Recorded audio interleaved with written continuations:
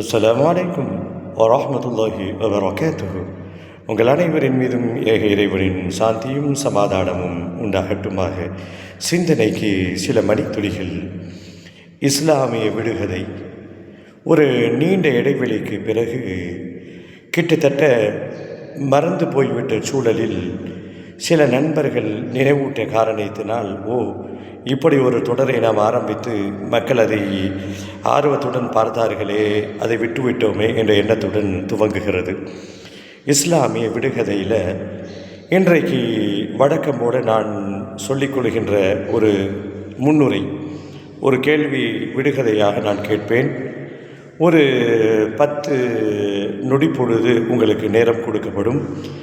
அதை அப்படி யோசிச்சுட்டு நீங்கள் மனசுக்குள்ளே யோசித்து பதிலை தேடலாம். அப்படி பதில் தெரியவில்லை என்று சொன்னால் அடுத்து பதில் உங்களுக்கு சொல்லப்படும். இதோ இஸ்லாமிய விடுகதையை தொடர்கிறது. பொதுவாக குழந்தைகள் தவழுவார்கள், தவழ்ந்து செல்லுவார்கள். ஆனால் இஸ்லாம் பெரிய மனிதர்களும் பெரியவர்களும் தவழுவார்கள் என்று சொல்லுகிறது.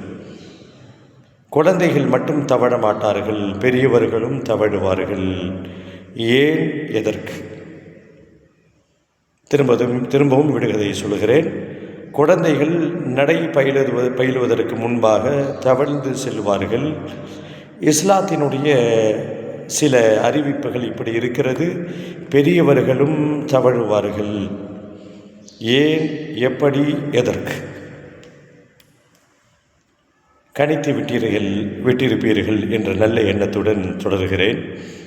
ஆம், பெருமானார் ஸல்லல்லாஹு அலைஹி வஸல்லம் அவர்கள் கூறுவார்கள், இந்த ஃபஜ்ர் தொழுகையிலும் இஷா தொழுகையிலும் கிடைக்கக்கூடிய நன்மைகளை மக்கள் அறிந்து கொண்டால், ஃபஜ்ர் தொழுகையிலும் இஷா தொழுகையிலும் கிடைக்கக்கூடிய நன்மைகளை மக்கள் அறிந்து கொண்டால் தவழ்ந்தேனும் பள்ளிவாசலுக்கு வருவார்கள். இதுதான் இஸ்லாமிய விடுகதைக்கான பதில்.